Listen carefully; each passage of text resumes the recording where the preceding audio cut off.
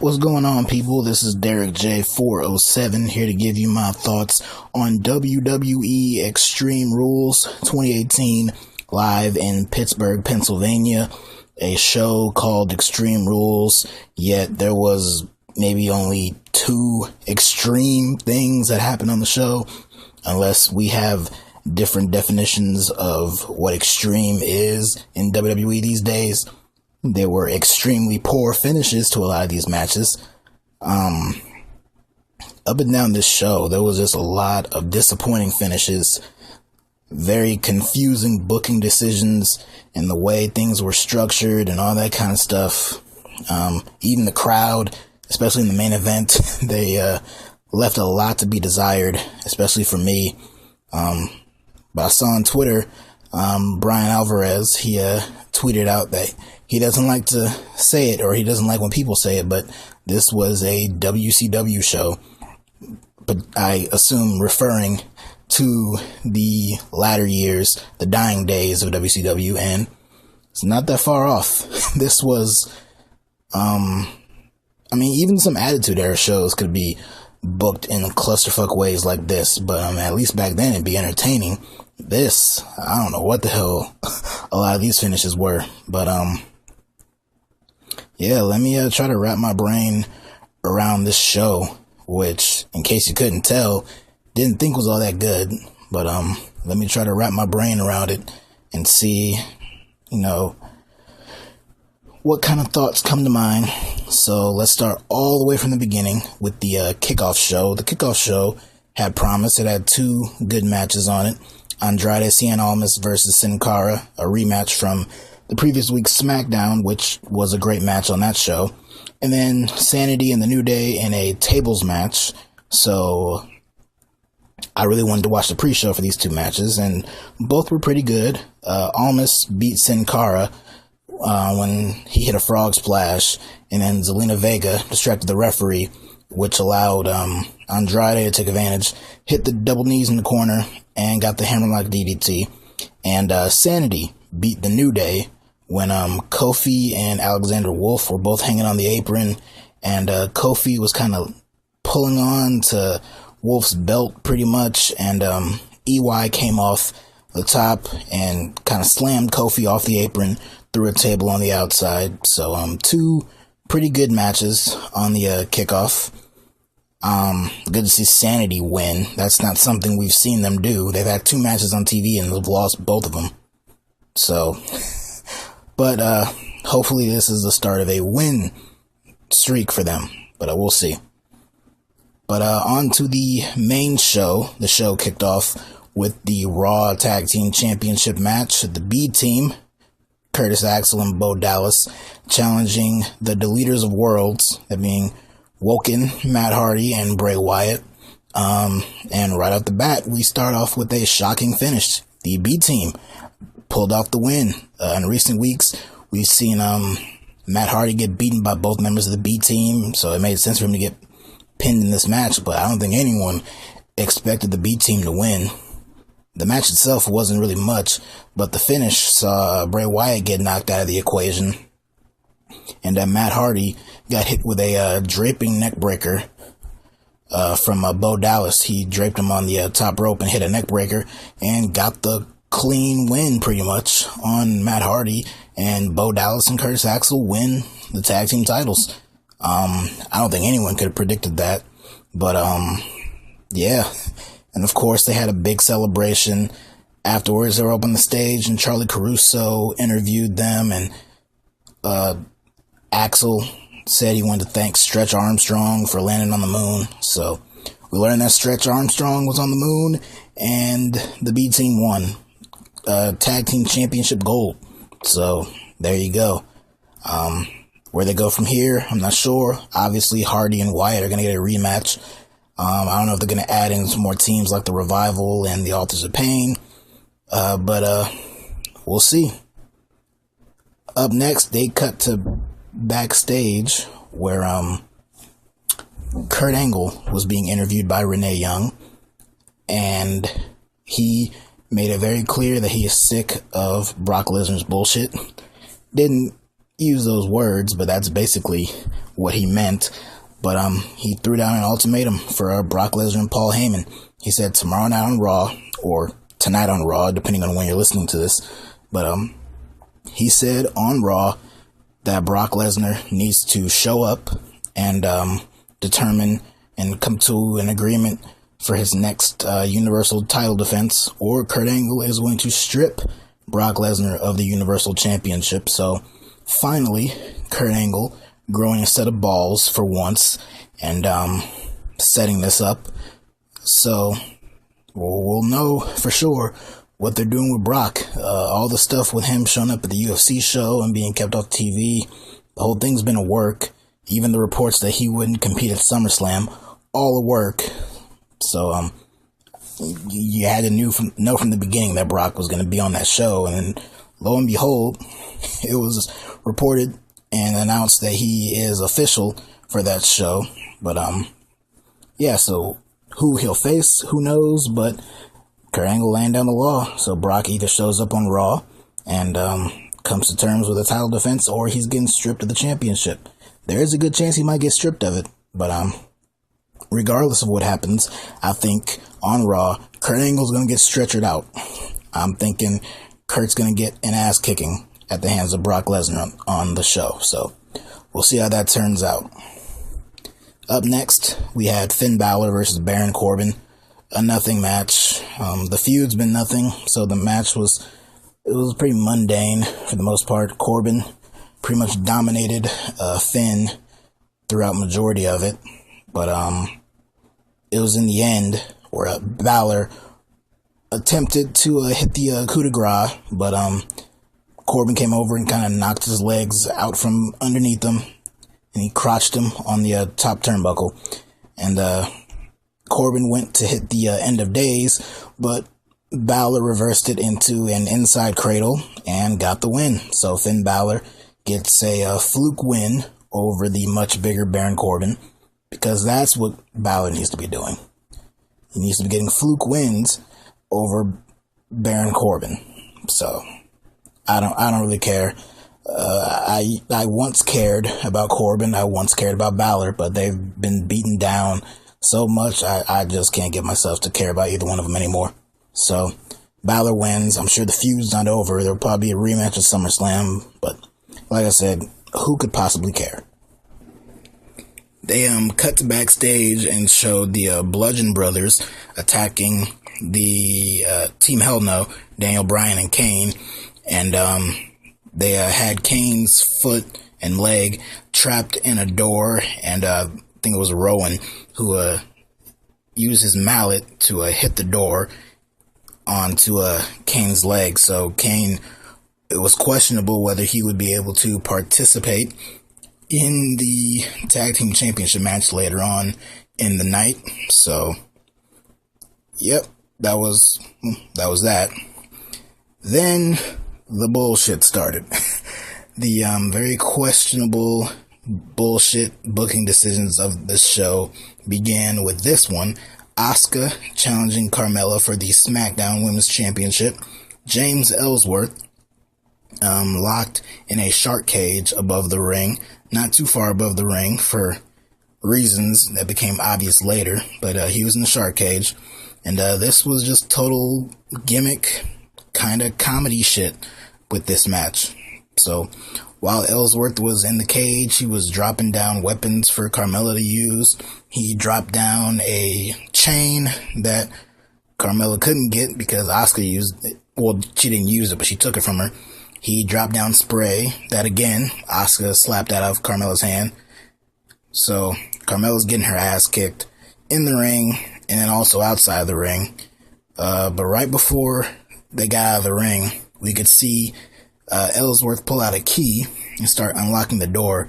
So then they're on the outside, Carmella and Asuka, they're fighting on the outside, and then we see the door swing open and James Ellsworth escapes, but then he get his, he had, do-rags or something like that, tied to his leg, and one of them got caught on the cage, so he was hanging upside down from the shark cage, Then Asuka got back in the ring and started to just kick the shit out of James Ellsworth and just beat him down, use him as a punching bag and all that kind of stuff. For whatever reason, the referee wasn't counting out Carmella. I have no idea why. Some ring crew and officials and all that kind of stuff came in to try to get Ellsworth back in the cage, and then Asuka started to beat all of them up. And then she beat down Ellsworth some more, and then Carmella came out of nowhere. Since the cage was lowered, that means it was more eye level. So Carmella came out from behind and shoved Asuka face first into the shark cage and got the 1-2-3. So Carmella once again pins Asuka and retains the championship. After the match, Carmella leaves and Asuka proceeds to beat the hell out of Ellsworth, puts him in the Asuka lock, and there was almost no reaction to this, and honestly I couldn't really blame the crowd not reacting to this because it didn't matter. I understand wanting to give someone new a shot and wanting to run with somebody like Carmella. You know, I know not a lot of people are fans of hers. She can be annoying on the mic, but I get, pushing a new person and putting them over people, and Asuka is someone who should be in the championship picture pretty consistently, but gotta say, I'm not a fan of seeing her lose this much, especially seeing her lose this way. Being stupid and being distracted by Ellsworth at the Money in the Bank show and then losing on this show the way she did, I'm not a fan. It's kind of dumb and it makes Asuka look stupid. So I'm not really a fan of that. And I mean, yeah, she got the last laugh by beating up Ellsworth, but what does that even mean at this point? She's been doing that for the past few weeks, so that means nothing at this point. So pretty disappointing, and this entire match was pretty disappointing, but it is what it is. Speaking of disappointing, up next, Shinsuke Nakamura challenging Jeff Hardy for the United States Championship. Before the match even started, the referee was putting the U.S. title away, giving it to the ring announcer, and Hardy had his back turned to Nakamura, and Nakamura came over and gave Hardy a low blow. Hardy sold it, as one should do, and the referee was coming over and saying, like, can you continue, and Hardy's like, yes, ring the bell. The bell rings, and immediately Nakamura goes over, gives him the Kinshasa, and gets the 1-2-3. So Nakamura beats Jeff in seconds, and becomes the new United States champion. Hey, what? I mean, what can you really say to that? What can you really say? That was unexpected, for sure. Yeah. If it was by itself, it'd be one thing, but the fact that this followed the Asuka, Carmella stuff, that kind of took it down a notch. So, yeah. And then, Randy Orton's music hit. He comes out. He's, been gone with a, leg injury for the past few months. So he came out, Nakamura got out of the ring and got on the announce table. So Randy's in the ring, Jeff's still in there, and for some reason, Randy goes over, splits Jeff's legs apart, and stomps right on Jeff's dick. So he basically gave him his own version of a low blow, but stomped right on Jeff's private area, and then walked off. So it looks like Randy Orton's back to being a heel, which is good, since he's infinitely better as a heel, at least initially. But, he eventually gets boring. Randy always has his boring moments, so. But between being a babyface and a heel, he tends to be better at being a heel, so can't complain too much. But, yeah, so I don't know what this sets up. I don't know if this is going to it's not going to write Jeff off television, because they announced later in the show that Paige signed off on a rematch between Jeff Hardy and Nakamura for SmackDown this week, so I assume they'll have a full match then, because we can't have a full match on the pay-per-view. Or the same thing will happen on SmackDown. Who knows? I don't know what Randy, maybe he is a face, maybe he's not, maybe he'll challenge Nakamura for the title at SummerSlam, because Jeff is apparently really banged up, so he might be taking time off. And I have no idea. I have no idea where they're going with this.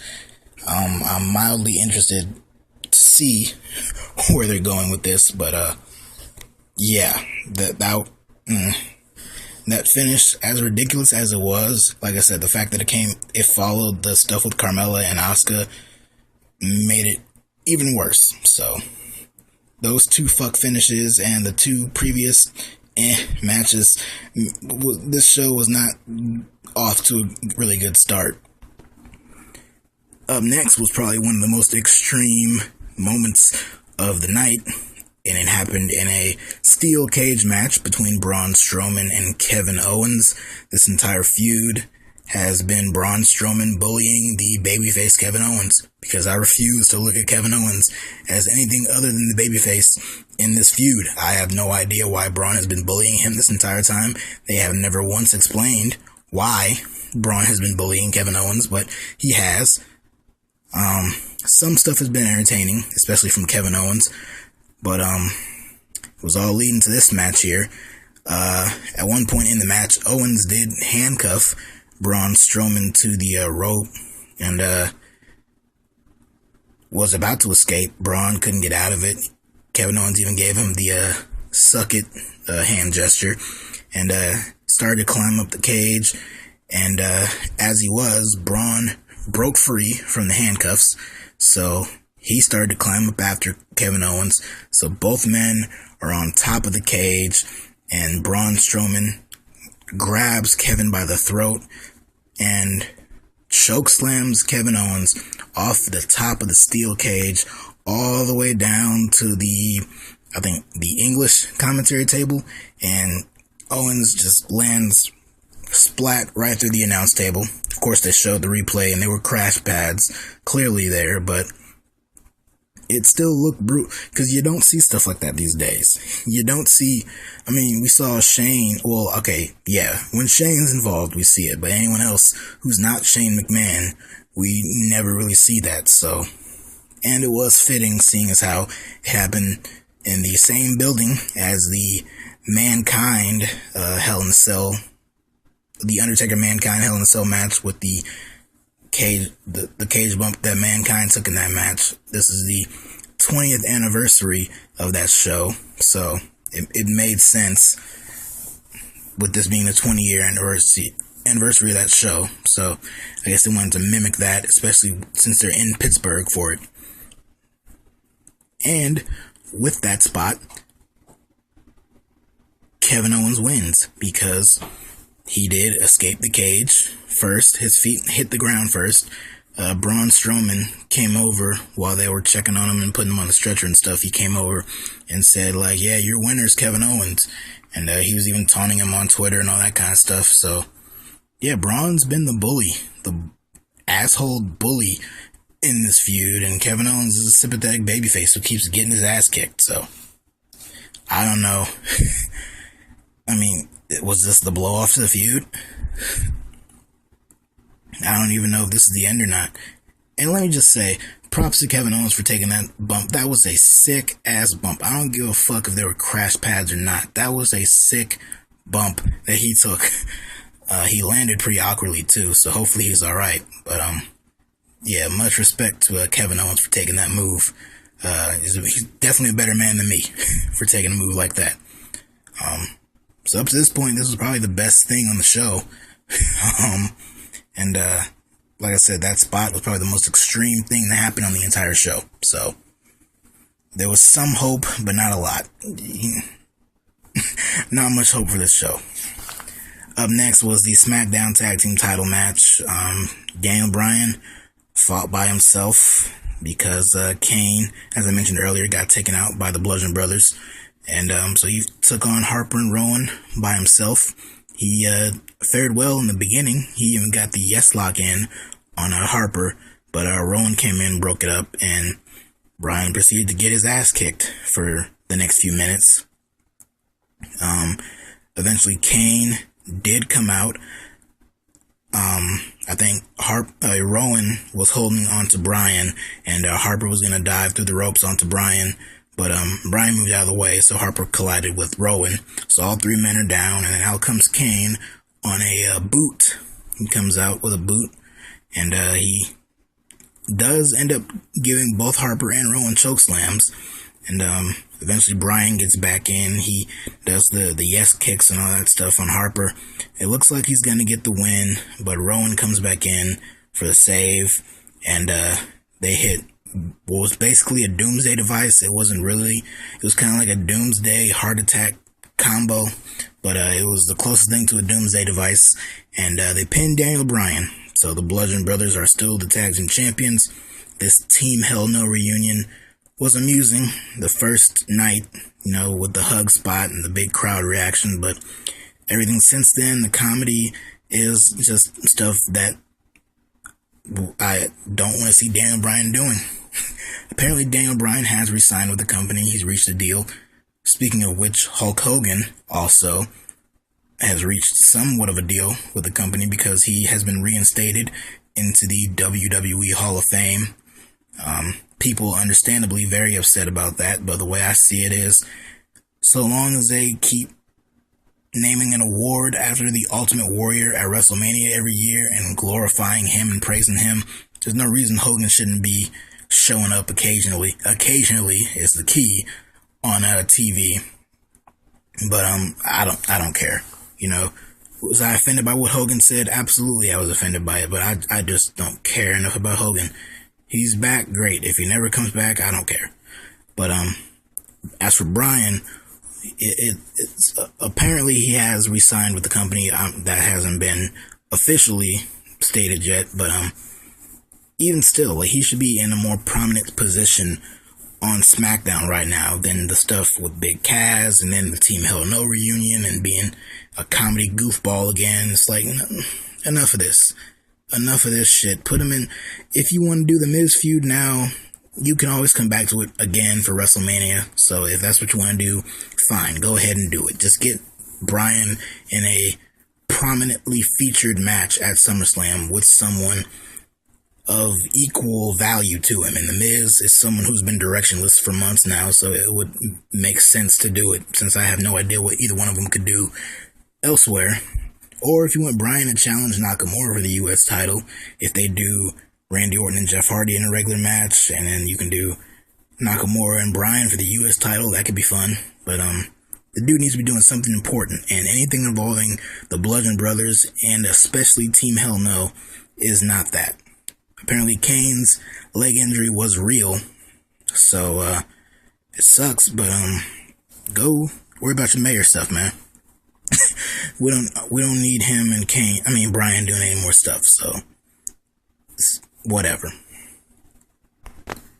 Next we had Roman Reigns versus Bobby Lashley, and the Twitter world erupted into cheers that this match was not the last match to go on, although seeing what the main event was, maybe this match should have been. It would have been a much more satisfying ending to the show.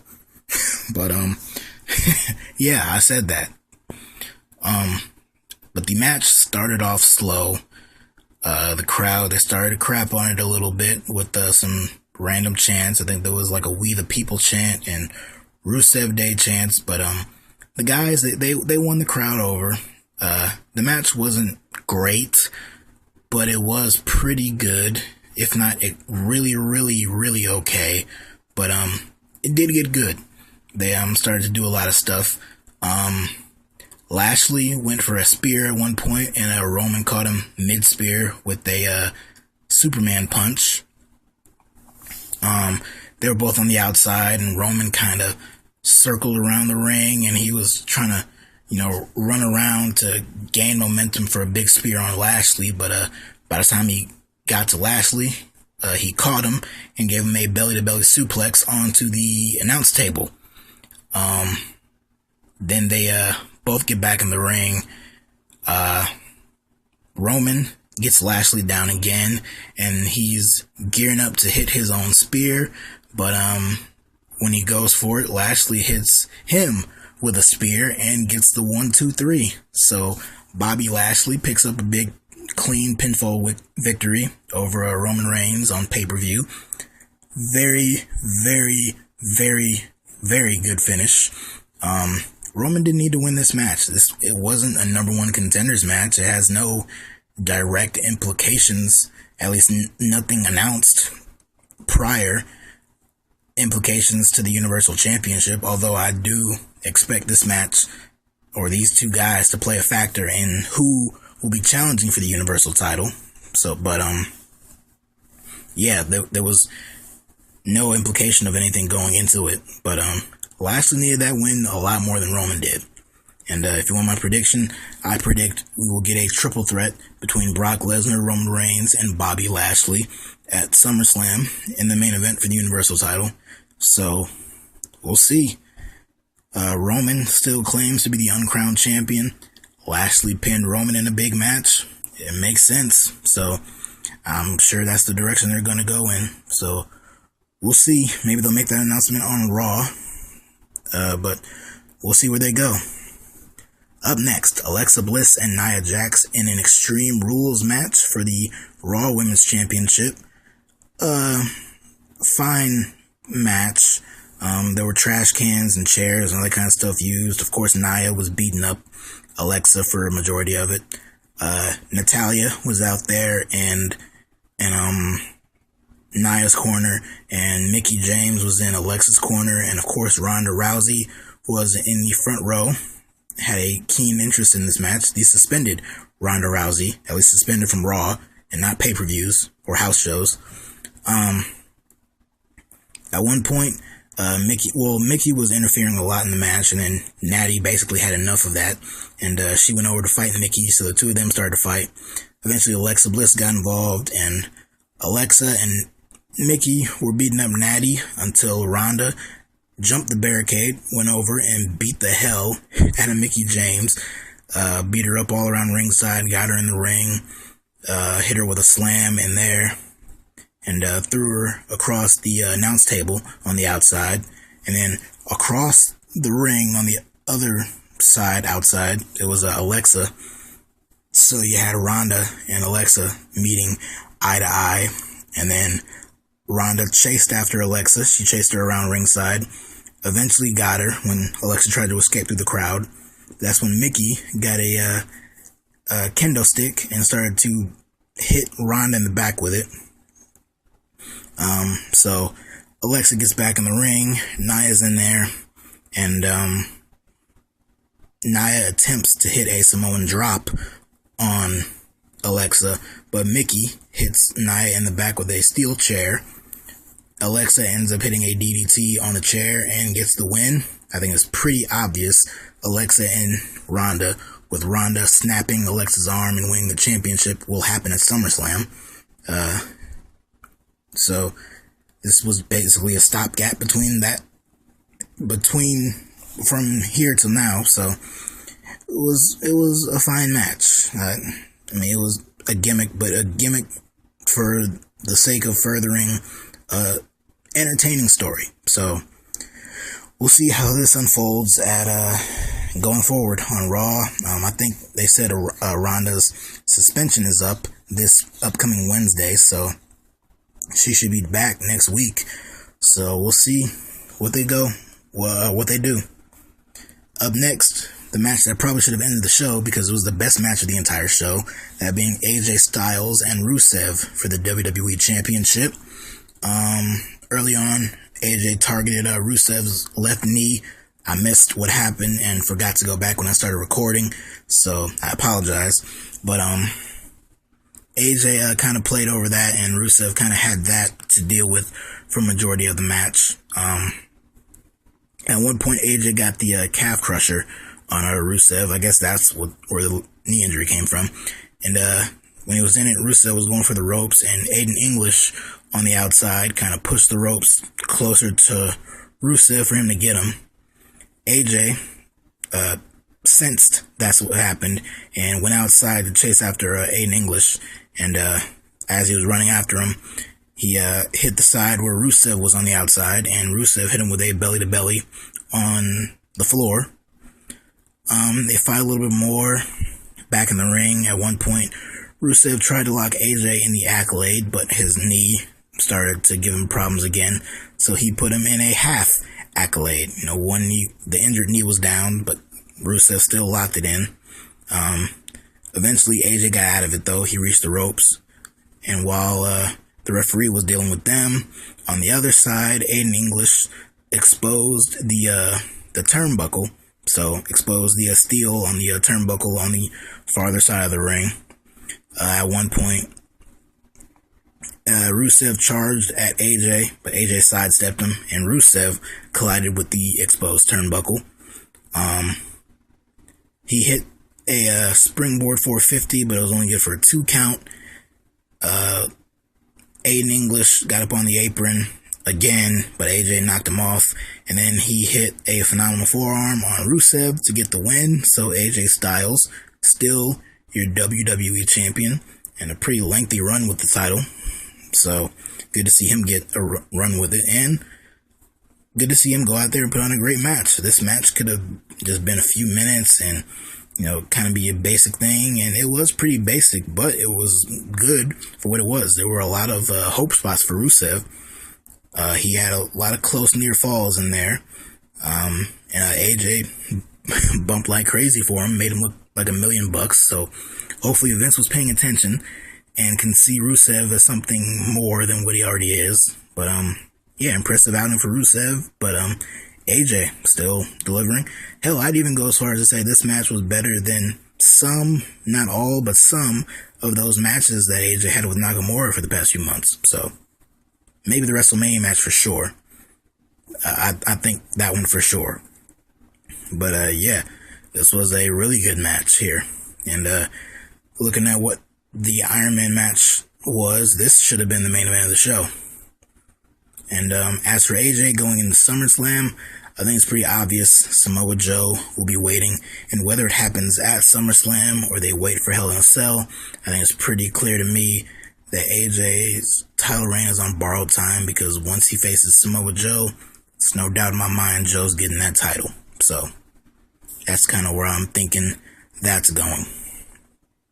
Then we get the main event, 30-minute Iron Man match for the Intercontinental Championship. First time in, I guess, decades, the Intercontinental Championship has main evented a pay-per-view. I think the last time that ever happened was the Wembley SummerSlam in the UK back in 1992. British Bulldog and Bret Hart, one of the greatest matches in WWE history.